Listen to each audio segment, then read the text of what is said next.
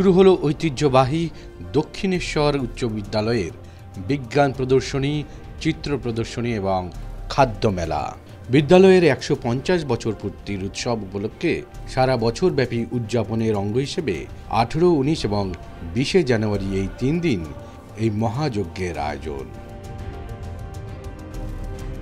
বিদ্যালয়ের প্রধান শিক্ষিকা এবং পরিচালন কমিটির সম্পাদিকা সুচিস্মিতা মুখোপাধ্যায়ের ঐকান্তিক প্রচেষ্টা ও একনিষ্ঠ উদ্যোগে সমগ্র এলাকার বিদ্যালয়ের শিক্ষার্থীদের নিয়ে বিদ্যালয়ে ৩ দিন ব্যাপী এই মহাযজ্ঞের আয়োজন। এদিন যার শুভ সূচনা করেন দমদমের সাংসদ, বিশিষ্ট শিক্ষাবিদ ও অধ্যাপক সৌগত রায়।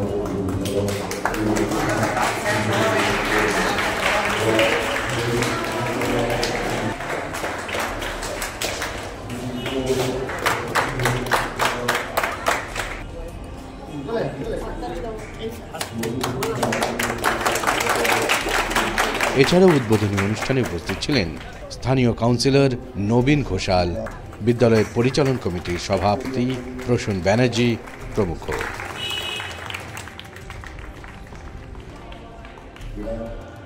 এদিন এই চিত্র প্রদর্শনীতে চোখ ধাঁধানো নানান চিত্র প্রদর্শনের পাশাপাশি বিজ্ঞান প্রদর্শনীতে শিক্ষার্থীরা বিজ্ঞান ভিত্তিক বিভিন্ন প্রজেক্ট আকর্ষণীয়ভাবে সকলের সামনে তুলে ধরে। একই সঙ্গে এদিন সমাজের নানান কুসংস্কার বা ভণ্ডামির হাতে কলমে বিজ্ঞান ভিত্তিক বিশ্লেষণ করে দেখায় এবং একই সঙ্গে এদিন এআই নিয়ে একটি তথ্যচিত্র প্রদর্শিত হয়। স্কুলের ১৫০ বছর সম্পূর্ণ হয়েছে। যখন এখানে পুরো গ্রাম ছিল, আড়িয়াদহ গ্রাম, সেই সময় স্কুলটা কষ্ট করে তৈরি হয়েছে। তারপর আস্তে আস্তে স্কুলটা এগিয়েছে, এখন উচ্চ বিদ্যালয়ের রূপ নিয়েছে। আমি এই অবসরে বিদ্যালয়ের সঙ্গে যুক্ত সকলকে আন্তরিক শুভেচ্ছা, অভিনন্দন জানাই। যেমন আর্টিফিশিয়াল ইন্টেলিজেন্স, কৃত্রিম বুদ্ধি, সেটাও পড়ানো হবে, তেমনি অ্যাডভান্স বায়োলজি, সেটাও স্কুলে পড়ানো হবে। ছাত্রছাত্রীদের আমি বলবো, তোমরা মন দিয়ে পড়ো। একটা জিনিস মনে রাখবে, শুধু পড়লেই হয় না, শিক্ষক শিক্ষিকাদের শ্রদ্ধা এবং সম্মান না করতে পারলে শিক্ষা সম্পূর্ণ হয়। বিদ্যালয়ের প্রধান শিক্ষিকা সুচিস্মিতা মুখোপাধ্যায় প্রতিবন্ধকতা সত্ত্বেও প্রাণপণ পরিশ্রম করছেন এই বিদ্যালয়ে ভালোর জন্য। প্রধান অতিথি আমাদের সংসদ, আমার দাদা শিক্ষাবিদ অধ্যাপক সৌগত রায়, এবং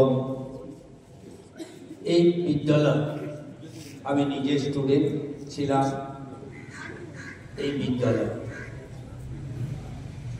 আস্তে আস্তে আমাদের যিনি বর্দি, তিনি বিদ্যালয়ের যে পরিস্থিতি ছিল পাঠন পঠনে, আস্তে আস্তে সেটা পরিবর্তন হয়েছে। স্কুল পরিচালন সমিতি যেভাবে চালাচ্ছে খুব সুন্দর এবং খুব ভালোভাবে। আজকে দক্ষিণেশ্বর হাই স্কুল তার ১৫০ বছর পূর্ণ হলো। এই উপলক্ষে ৩ দিন ব্যাপী প্রদর্শনী, মেলা এগুলো হচ্ছে। আমি স্কুলের উন্নতির ক্ষেত্রে সর্বতোভাবে দায়বদ্ধ। হচ্ছে তো, এই তো ছেলেরা চিত্র প্রদর্শনী করছে, আর এই বিজ্ঞান প্রদর্শনী করছে, এতে প্রকাশ হবে।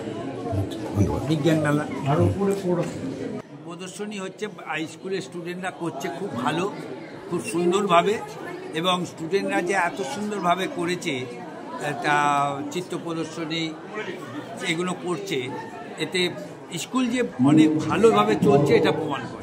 নতুন অ্যাক্টিভিটিস আগের থেকে ভালোভাবে চলছে, একটু বলতে পারি আগে যা বিদ্যালয় চলতো তার থেকে অনেক ভালো চলছে। বর্তমান যে প্রধান শিক্ষিকা হয়েছেন তিনি সবসময় স্কুলের ভালো চান, এটুকু আমি দেখতে পাচ্ছি। তারা আরও ভালো হোক, আরও বড় হোক, এবং বিদ্যালয়ের মান রাখুক, এটাই আমরা চাই। এটাই আমাদের চাওয়া, যে যাতে স্কুলের মানটা বাড়ে, এটাই ছাত্রদের কাছে আমার আবেদন। আমি স্কুলের ছাত্র, প্রাক্তন ছাত্র, এবং আমি স্কুলটাকে ভালোবাসি, কারণ স্কুলটাকে ভাজলে আমরা আনন্দ পাবো। সেই জন্যে যে কোনো ব্যাপারে দিদিমণিটাকে এবং কোনো ব্যাপারে আমি সহযোগিতা করতে বাধ্যপরিকর। মনে পড়ে সেই সব দিনের কথাগুলো। কারণ কি, যারা আমরা খেলাধুলো করতাম, বিদ্যালয়ে ছোটাছুটি করতাম, মাস্টারমশাইদের এখানে একটা ঘর ছিল, পড়াশোনা হতো, সেইখানে পড়াশোনা করতাম। আমাদের আবার বকুনিও দিত মাস্টারমশাইরা, ভালো লাগতো। এরকম পরিবর্তন আছে। এখনকার ছাত্ররা তো অনেক সময় মোবাইল নিয়ে ঢোকা, তখন তো মোবাইল বলে কিছু ছিল না। আর দ্বিতীয় কথা হচ্ছে, আমরা শিক্ষকদের খুব মানতাম। এখনকার ছাত্রছাত্রীরা শিক্ষিকাদের ঠিক মানে না। সেই আগেকার দিনে যেমন গেট বন্ধ করে দিলে বেরোতে পারবে না, সেই হিসেবে বিদ্যালয়ে আমরা মাস্টারমশাইকে প্রচন্ড ভয় পেতাম। একদম। কি শুভেচ্ছা দেবেন আজকে বাচ্চারা এত সুন্দর? আজকে সবাই ভালো থাকুক এবং সুন্দরভাবে প্রদর্শনী হোক এবং সুন্দরভাবে বিদ্যালয় চলুক, এটাই আমার। আমি শুধু একটা কথাই বলবো, যে ছাত্রছাত্রীদের মধ্যে পড়াশোনার প্রতি আগ্রহটা বাড়ুক, এটাই হচ্ছে একটা বিদ্যালয়ের মুখ্য জায়গা। পড়াশোনা তো হবেই, পড়াশোনা তো চলবেই, কিন্তু শুধু পড়াশোনা করে কেউ মানুষ হয় না। পড়াশোনা তো রোবটও করতে পারে। আমরা একটু আগে যে AI এর ব্যাপারটা দেখে এলাম, তো তার সঙ্গে মানুষের সম্পর্ক, মানুষের ভালো লাগা, ভালোবাসা, মানুষ রোবটকে চালনা করবে সেটা ঠিক আছে, কিন্তু রোবটের সঙ্গে মানুষের তফাৎ হচ্ছে মানুষ সংস্কৃতিবান হবে।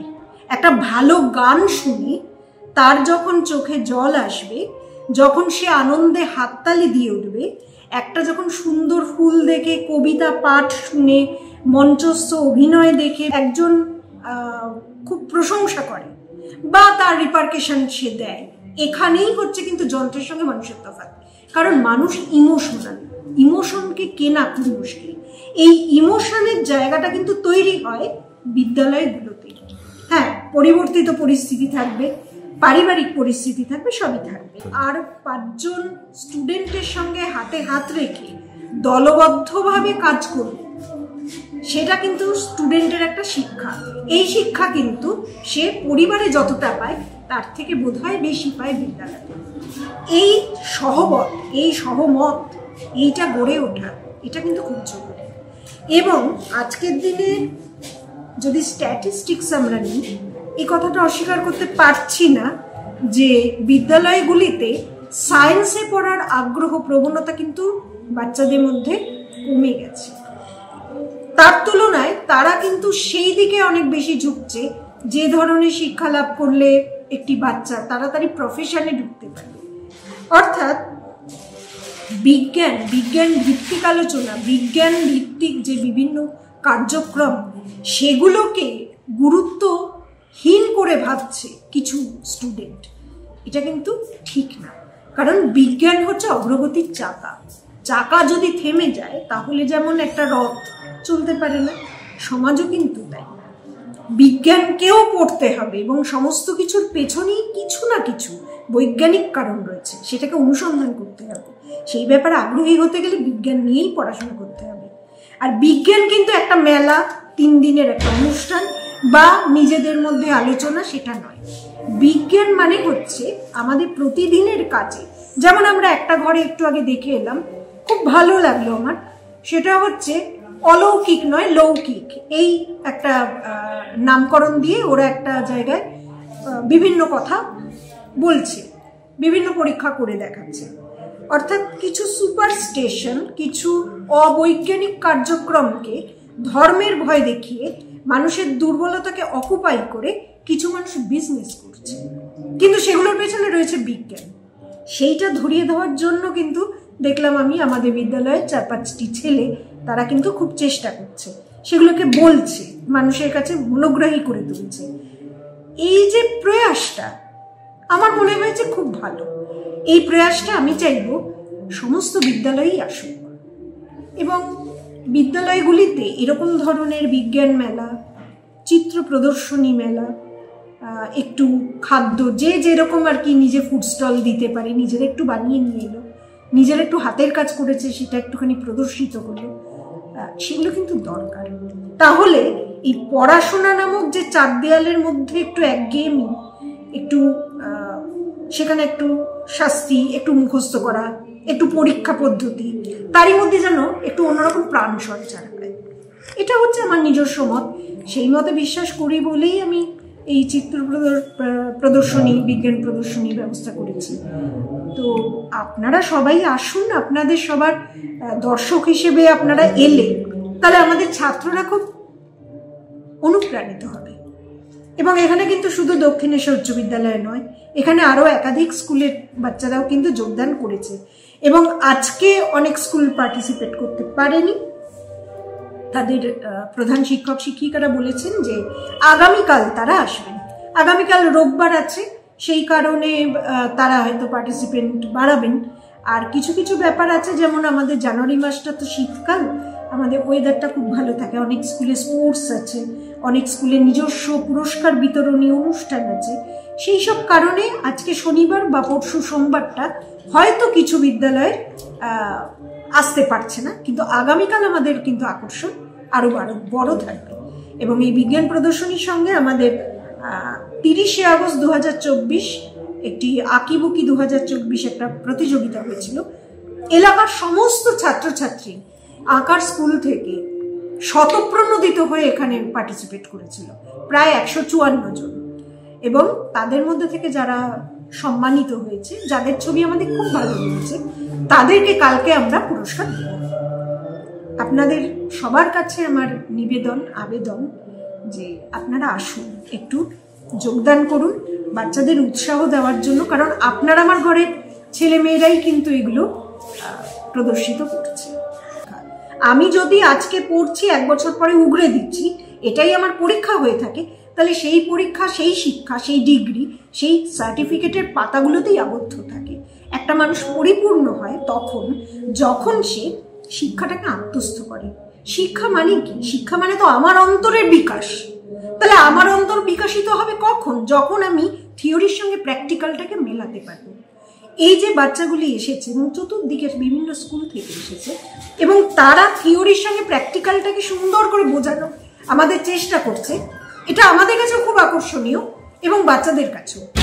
একটা বাচ্চাও কিন্তু শিখছে যে কিভাবে সেন্সার কাজ করে। আমি দেখলাম উপরে একটি প্রদর্শনীতে যে একটা জায়গা দিয়ে ঢুকতে গেলেই সেখানে একটা জায়গায় লাল আলো জ্বলে উঠছে আর একটা আওয়াজ হচ্ছে। অর্থাৎ আমি এটা শিখলাম যে এইভাবে সেন্সার তৈরি করা যায়। বা কিভাবে আমি অন্য একটি স্কুল থেকে এসেছি, একটি বালিকা বিদ্যালয় থেকে, সেখানে দেখাচ্ছে কিভাবে আমাদের পুরোপুরি পৌষ্টিক তন্ত্র কাজ। আমরা খাদ্য গ্রহণ করছি থেকে একদম বর্জ্য পদার্থ বেরোচ্ছে, সেখান থেকে কিভাবে খাদ্যদ্রব্য কাজ করে সেটা পুরোটা ওরা খুব সুন্দর করে সিরিঞ্জের মাধ্যমে দেখাচ্ছে, এবং কিভাবে রক্ত তৈরি হচ্ছে এবং কিভাবে আমরা শক্তি বৃদ্ধি করছি। এটা কিন্তু আমার কাছে ভীষণ ভালো লাগলো। এবং যারা দেখছে তারা যদি শিক্ষার্থী হয় তাদের কাছে এটা আরো অনেক বেশি শিক্ষণীয়। সুতরাং বইকে, বিজ্ঞানকে শুধুমাত্র বইয়ের পাতায় রাখা কখনোই উচিত না। তাকে অবশ্যই যতদূর সম্ভব দেখাতে হবে, হাতে কলমে করতে হবে, করার সুযোগ দিতে হবে। সেই সুযোগটাই 3 দিন এখানে বাচ্চারা পাচ্ছে। আমি আবারও আবেদন জানাচ্ছি এলাকার সমস্ত শিক্ষা প্রতিষ্ঠান থেকে বাচ্চারা আসুক। আরো 2 দিন সুযোগ আছে, এখনো আমাদের দরজা খোলা। যদি কেউ আবার আসতে চায় নিশ্চয়ই আসুন।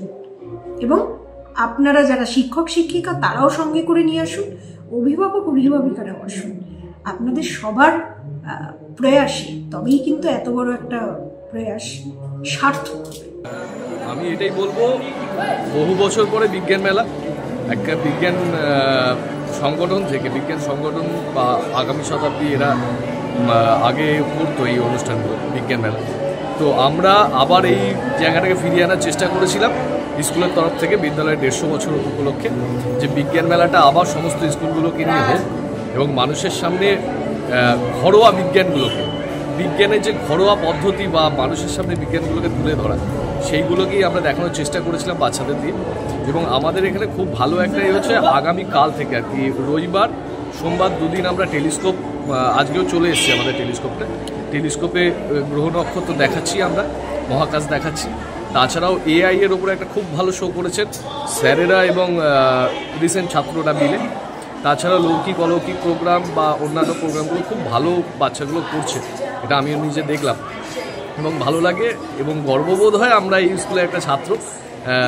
আগামী দিনে আমরাও এইসব কর্মকাণ্ড করে গেছি এবং আজকে এই অনুষ্ঠানে যোগ দিয়ে নিজেদেরকে ধন্য মনে করছি এবং আমাদেরকে এইরকমভাবে উৎসাহিত করার জন্য যাদের নামটা না বললে নয় আর কি, যেমন প্রবীর স্যার আমাদের যেমন প্রত্যেকটা প্রোগ্রামে উৎসাহিত করতেন, প্রসন্ন স্যার, ভজহরি স্যার, আমাদের হচ্ছেন সরোজ স্যার, তারপরে আমাদের আমরা যখন প্রথম ভর্তি হয় তখন বেশ কয়েক বছর পেয়েছিলাম আমাদের পার্থ স্যার আমাদের গানের প্রোগ্রামগুলো, যেমন সুচিস্মিতা ম্যাডাম, এনারা খুবই ভালো আর কি আমাদেরকে করেছেন, গাইড করেছেন এইসব ব্যাপারগুলো। এবং প্রশান্ত স্যার খুবই দুঃখের সঙ্গে বলতে হচ্ছে যে প্রশান্ত স্যার আমাদের মধ্যে আর নেই এখন, কিন্তু আমাদের এই সব আনুষ্ঠানিক ব্যাপারগুলো বা উদ্যোগী ব্যাপারগুলো ওনারা খুব ভালো করে আমাদেরকে শিখিয়ে গেছেন আর কি। আমরা আজকে এই জায়গায় দাঁড়িয়ে আছি, একটা অনুষ্ঠান পরিচালনা করতে পারছি, সেই সবের দাম কিন্তু একদমই এই স্যারের না। আমি এখনও প্রায় মাঝে মধ্যে এই স্বপ্নটাই দেখি আমার পরের দিন পরীক্ষা, আমার এখনও পড়া রেডি হয়নি, আমাকে স্কুলে যেতে হবে। এই ব্যাপারটা স্কুলটা এখনও যেন আমার সঙ্গে এখনও জড়িয়ে রয়েছে, আমি ভাবতে পারি না এখনও আমি প্রাপ্ত, কেননা আসি মাঝে মধ্যে বাচ্চাদেরগুলোর সঙ্গে খেলাধুলা করি, ওদের সঙ্গে গল্প গুজব করি, এটা ভালো লাগে এবং আমি চাই সারা বছর ধরে স্কুলটা এরকমভাবেই জড়িয়ে থাকে। বাচ্চাদের বলবো আরোভাবে দুষ্টুমি করো এবং সবাই বদমাইশি করতে করতে পড়াশোনাটা ভালো করো এবং স্যারেদেরকে যথেষ্ট সম্মান করে চলো, কেননা ওনারা তোমাদেরকে একটা নিশ্চয়ই জায়গায় প্রতিষ্ঠিত করবে। কারণ আমরাও একসময় ভাবতাম স্যারেরা মারছে বকছে, কিন্তু আজকে ভাবি সেই জায়গাটা চলে যাওয়ার পরে যে এই দিনটাই হয়তো ভালো ছিল। তো তোমাদেরও বলবো তোমরাও নিশ্চয়ই দুষ্টুমি করবে, নিশ্চয়ই খেলাধুলা করবে, তার সঙ্গে পড়াশোনাটা করো, স্যারেদের সঙ্গে সহযোগিতা করো আর স্কুলটাকে আরও বড় করো। আঁকা বা ড্রয়িং বা পেন্টিং সম্বন্ধে জ্ঞান নেই, চোখে যা দেখলে ভালো লাগে। এই যে বাচ্চা ছেলে, স্কুলেরই একটা ছেলে বা আরও যারা এঁকেছে, দু একটা ছবি তো এত দুর্দান্ত লাগলো, মনে হচ্ছে যে ছবি তোলা, ক্যামেরায় তোলা, রঙের কম্বিনেশান, ছবির এত নিখুঁত, এর মধ্যে লাগলো কিছু ছবি। আমি এইসব শিল্পীদের যারা এঁকেছেন তাদের অনেক উন্নতি কামনা করি এবং তাদের প্রতি আমার শুভেচ্ছা ভালোবাসা রইল।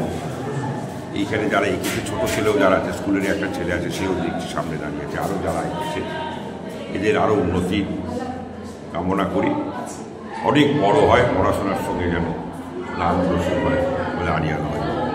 ভালো লাগে, খুব ভালো লাগে ছোট্ট লোক প্রদর্শনী, খুবই ভালো লাগছে। বাচ্চা ছেলেরা এত সুন্দর তাদের আঁকার যে প্রবণতা,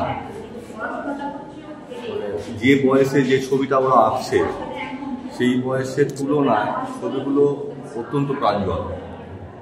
তো এরা যদি ভবিষ্যতে ঠিক পথে থাকে এবং ঠিক তারা সাহচর্য পায়, এরা অনেক বড় মাপের শিল্পী হতে পারে।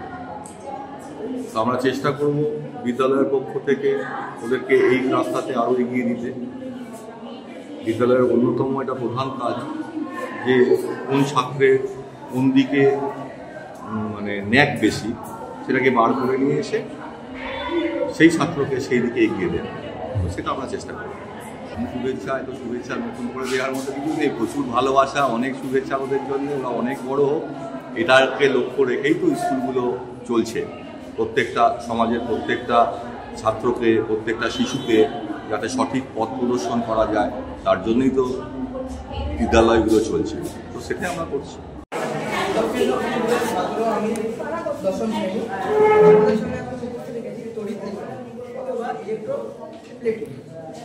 তড়িতের পর এমন একটি অদ্ভুত পদ্ধতি যার দ্বারা তড়িৎ প্রবাহের সাহায্যে একটি ধাতুর উপর অপর পাতলা আস্তরণ দেওয়া হয়। ফলে এই পদ্ধতিকে বলা হয় ইলেকট্রো ডিপোজিশন অথবা ইলেকট্রোকেমিক্যাল ডিপোজিশন। যেমন রঙের পরিচয় জানতে পারে। এখানে কিছু মডেল করে দেখানো যাবে? হ্যাঁ, করে দেখাচ্ছি।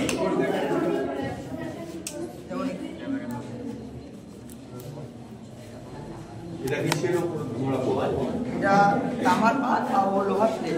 তামার পাত আর লোহার প্লেট।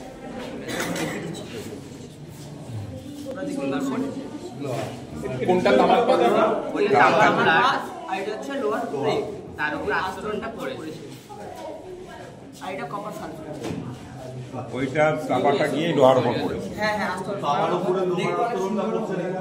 হ্যাঁ, তামার উপরে তো লোহার আস্তরণটা পড়তে পারে, সেটা না পড়ে লোহার উপরে তামার আস্তরণ পড়ছে, কারণ পজিটিভই যাবে, আর যদি পজিটিভ নেগেটিভ না থাকে তাহলে কোনো রিঅ্যাকশন হবেই না।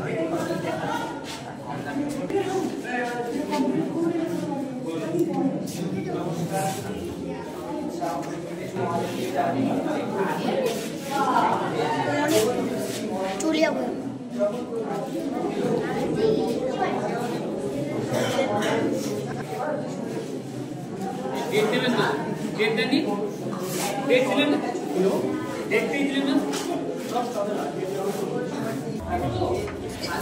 ঠিক আছে। নমস্কার, আমি হায়ার সেকেন্ডারি নিচে রয়েছে প্রাথমিক কয়েল এবং উপরে রয়েছে সেকেন্ডারি কয়েল। এই প্রাথমিক কয়েলের সঙ্গে ব্যাটারি সংযুক্ত রয়েছে।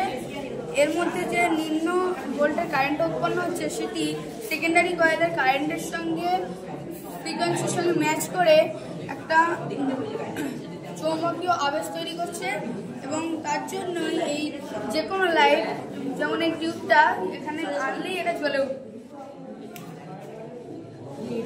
এটা নিয়ে যাচ্ছি, এবার এটা ঝুলে উঠবে। না, আলোটার জন্য বলে যাচ্ছি, এটা ঝুলে উঠেছে।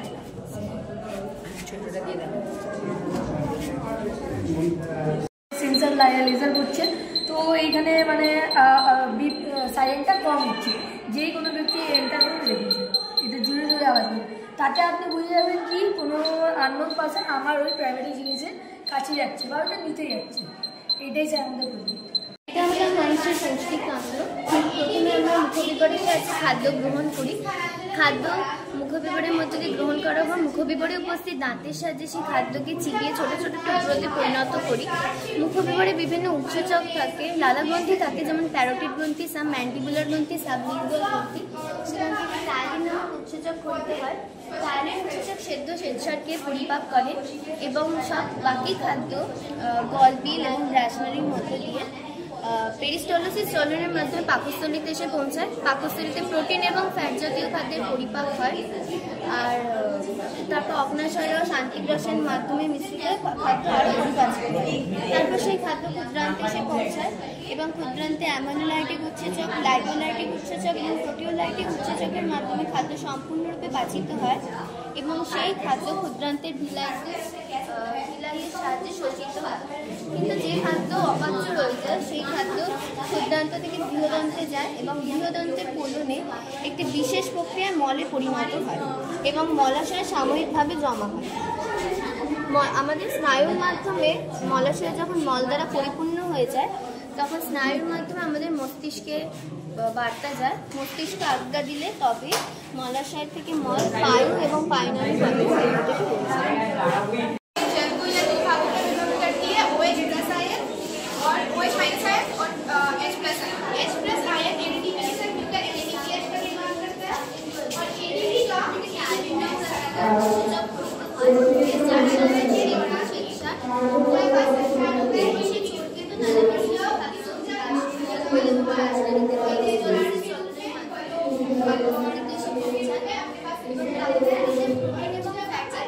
আমরা বিশ্বাস করি পৃথিবীতে কোনো কিছু অলৌকিক না, সবই লৌকিক, কিন্তু আমরা যতক্ষণ না সেটা জানতে পারি সেটা আমাদের কাছে অলৌকিক লাগে, আর সেটা যখন জেনে যায় সেটা লৌকিক।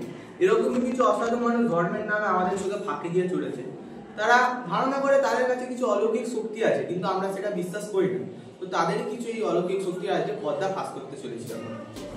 আচ্ছা, মানে এইগুলো পড়ে মানুষকে বোকা বানানো হয়। বোকা বানানো, ওই আমরা দেখতে পাই যে অনেকে চড়কের মেলা আগুনের উপর দিয়ে হাঁটে, গায়ে আগুন মারে, ছাগুলো আসলে কিছুই না। পড়িয়ে নিই তখন আমাদের আর আগুনটা জ্বালা করে না। আর আমাদের মুখের মধ্যে যখন আমরা মুখটা খোলা রাখছি তখন থাকছে অক্সিজেন, কিন্তু আমরা যখন মুখটা বন্ধ করেছি তখন মুখে অক্সিজেন থাকছে না। তাই অক্সিজেন না থাকার অনুপস্থিতিতে আগুনটা জ্বলছে না, তাই নিভে যাচ্ছে। এই জন্যই আমাদের মুখে আগুনটা হচ্ছে। সোলার এই কঙ্কালটা সিগারেট খাবে, তো দেখে নাও এটা কোনো ইলেকট্রিক কিছু নেই, কিন্তু নর্মাল এটা, ঠিক আছে।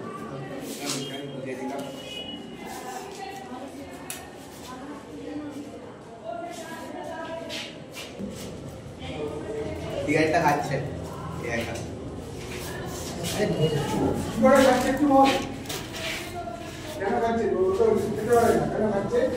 কেন এর মধ্যে আর কি আমরা প্রত্যেক জায়গায় দেখি অনেকে বলে কি সাধুরা যে মরার কুলিতে সিগারেট খাচ্ছে আর কি হাবুর সিগারেট খাওয়া। হাবু বলে এক মরা মানুষ ছিলেন,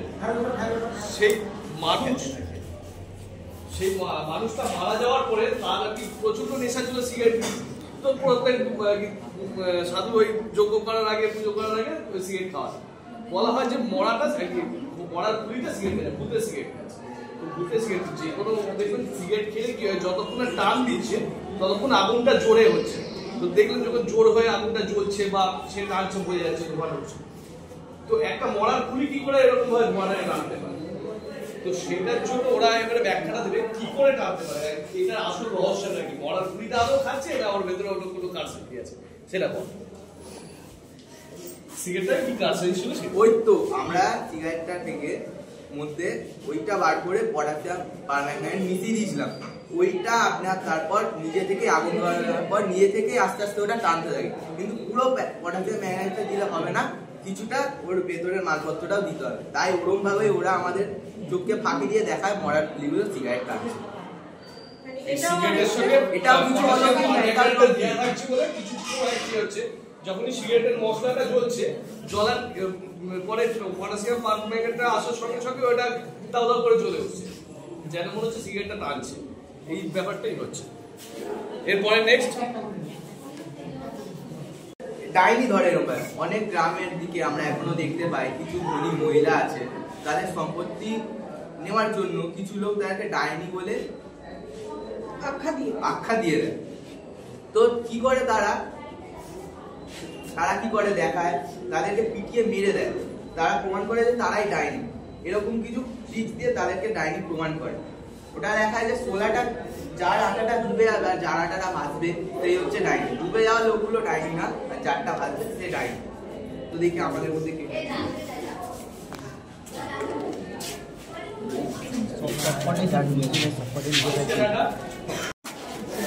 এটা ভাষার এবার সবাইকে একটু দেখা তো দেখি ভেসে উঠছে সেই সেটাই তাতে ভিতরে একটা এই থার্মোকলটা দেওয়া ছিল বলে এটা ভাষা। এরকম ভাবে আমাদের কিছু সাধুরা বন্নামি করে, মানে পুরোটা আটা নয়, মাঝখানে থার্মোকল আছে আর এগুলো পুরো আটা, সেজন্যই ভারী নেমে যাচ্ছে নিচে। হাতটা বেঁধে দিয়ে ভেতরে কিছু মিউজিক্যাল সরঞ্জাম রেখে দিত। ও বলতো তাদেরকে ভগবান কিছু শক্তি দিয়েছে যার জন্য তারা তার শরীর থেকে আত্মাটা বার করে সেই ইনস্ট্রুমেন্টগুলো বাজাতো, এবং তারা বাইরে অপেক্ষা করতো কতক্ষণ ইনস্ট্রুমেন্টগুলো বাজাচ্ছে, আর দরজা বন্ধ করার পর দেখা যেত কিছুক্ষণ পর তার ইনস্ট্রুমেন্টগুলো বাজাতে শুরু করছে, আত্মাটা বার করছে। তো দেখবো আমরা এটা করতে পারি না, কি করি করে বাঁধবেন যাতে খুলে যায়, হাতটা খুলতে না পারে, চেপে বাঁধবেন।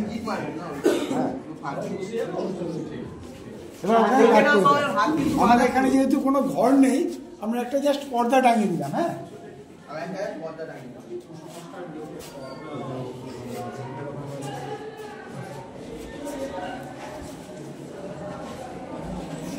আমি তো কিছু করছি না।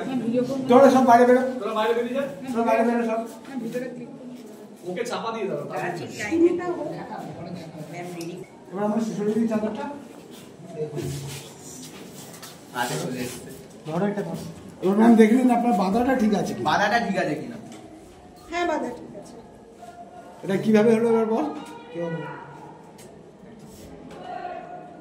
এরকম যখন এটা খুব টাইট করে বাঁধা থাকছে, আমার পা আছে অল্প ফাঁকা আছে, যখন আমি এরকম পাটা জোরে করলাম এটা হালকা হয়ে গেল, তখন একটা হাত বার করে আমি বার করে তখন আবার ঢুকিয়ে দিয়ে তারপর আবার পাটা যখন আমি আবার ফাঁক করে নিলাম, আবার আগের মতনই হয়ে গেল। এরকম ভাবে আমাদের বোকা বানানো হয়। শরীরে আত্মা না করেছে বান মারা। হ্যাঁ, বান মারা। বান মারা গ্রামের দিকে, বান মারা এখনো বান মারা হয়, এখনো বান মারা হয় গ্রামের দিকে, বান মারা এখনো আছে। বান মেরে দিতে দেখলাম না, কারণ কাউকে বান নিয়েছে তার রক্তটা দেখা যাচ্ছে কোনো কিছুর মধ্যে আনা হচ্ছে। আমরা দেখা যাচ্ছে বেগুনের মধ্যে একটা গোটা বেগুন আপনারা হাতে নিয়ে দেখুন, প্লেন একটা বেগুন, জাস্ট একটা বেগুন। এটা কাটছি এখনো।